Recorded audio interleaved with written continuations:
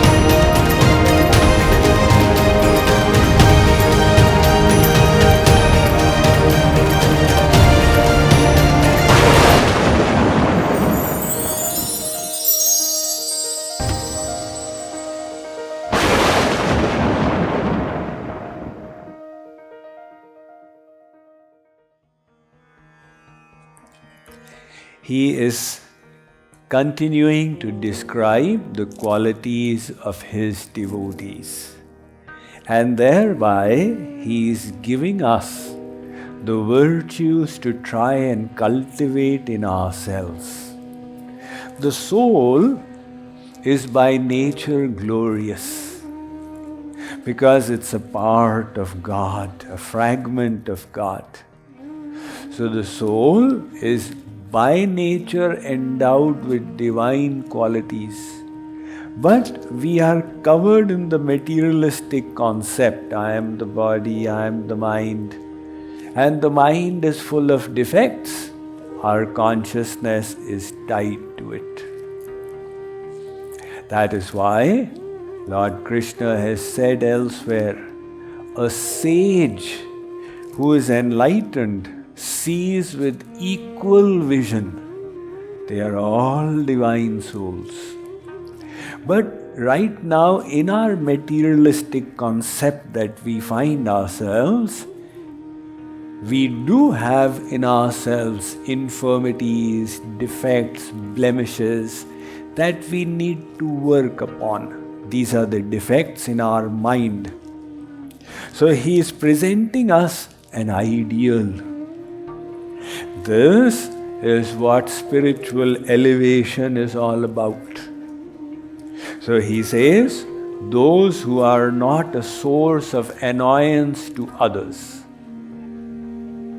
If you look on others as respect-worthy, why would you like to annoy those people? There is the story of Kulashekar and Nambiyar. Kulashekar was a katha-vachak. He used to give spiritual discourses in one town. And a lot of people would come and attend because of the sweetness in his discourses. There was another katha-vachak in the same town called Nambiyar, who was not so popular for some reason. People didn't relish his discourses. So he would always be envious of Kulashekar. One day in a temple near his house, Kulashekhar's discourse was taking place, Ram Katha. A large crowd was coming on a daily basis, and Nambiyar's wife had also gone to attend. When Nambiar came to know my wife has gone to attend that guy's discourse, his temperature had already started rising. He went and stood by the doorway. As Kulashekar was discoursing, people were listening spellbound. Nambiar was standing at the door and his temperature was crossing boiling point. Finally, he could not control himself and he said, "Why do you speak on the Ramayana when you have no understanding of it? You are a fool. And those who listen to you are bigger fools." There was stunned silence as Kulashekar became quiet. Nambiar's wife, she looked, she got up and walked away. Nambiar now started returning. When he reached home, his anger subsided and he began regretting what he had done. Why did I shout at him like this? What was the reason? A little bit of introspection made him realize it was his own envy and jealousy. So that kept him up all night. He was unable to sleep, just regretting why he had hurt such a pure soul. In the morning at 5 o'clock, he decided he must go and beg forgiveness. He got out of his house and it was still dark. He collided against someone who was standing at his doorstep, all huddled up in a blanket. So he looked carefully in the light and saw it as Kulashekar, the guy whom he had insulted. Kulashekar put his hands together and said, "Sir, I am so sorry. For some reason unknown to me, I hurt you last evening. I don't know what mistake I made. Please make me aware of it so that I can correct myself." Nambiar melted in front of that humbleness and he embraced Kulashekar. So, look at the behavior of Kulashekar. He doesn't want to hurt anybody. That is a saintly nature. So the first one is Yasman no dvijate loke, who is not a source of annoyance to others. And the second part is Lokan no dvijate jaya, who is not agitated by others. Now, no matter how good you try and be, there will always be some people who will decide to be agitated. The saints in history never had enemies, and yet they were so vehemently opposed all around the world because they were telling non-worldly teachings, and that was disturbing some worldly people. So they don't think they have any enemies. And yet some people think they are enemies of the saint.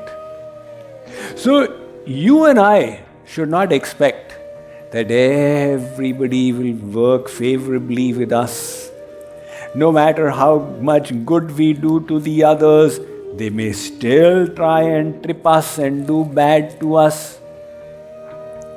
If you become successful, you think that the whole world will stand and clap for you? You better think again, because everybody wants to be successful. But nobody likes the success of the other person. So there will always be friends and relatives who will come out of the woodwork to try and trip you. Now, how do you respond to that? It is a test of your spiritual maturity. If every word of every person creates a disturbance within, then our spiritual knowledge is not yet ripened. When the spiritual knowledge is ripened, it doesn't matter. हाथी अपनी चाल चलत है cooker भुकत वाको भुकवा दे तू तो राम सुमिर. Tulsidas ji says that look, when an elephant enters the village, the dogs start barking. Now if the elephant says, "Why are you barking at me? How dare you, little dog?" Is that the dignity of the elephant? It's best the elephant ignores. Similarly, Tulsidas ji is saying that let people say what they want to. They have the full right to say what they want, as long as it's legal. But you have the right not to be disturbed. And if we become disturbed, then we have cheated our own self.